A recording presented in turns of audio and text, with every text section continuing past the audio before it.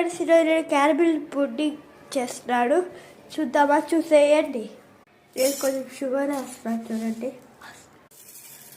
Sugar బాగా melt అవ్వాలి, ఇలా అవ్వాలి. తీసుకొని షుగర్ వేస్తాను చూడండి. 2 స్పూన్స్ కస్టర్డ్ పౌడర్ వేయాలి. మొత్తము ఇలా బాగా కలుపుకోవాలి.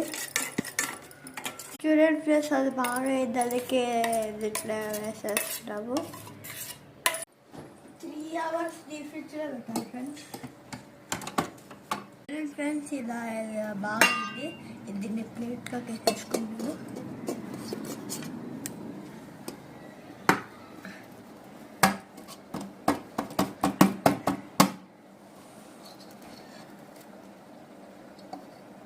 Wow, so nice.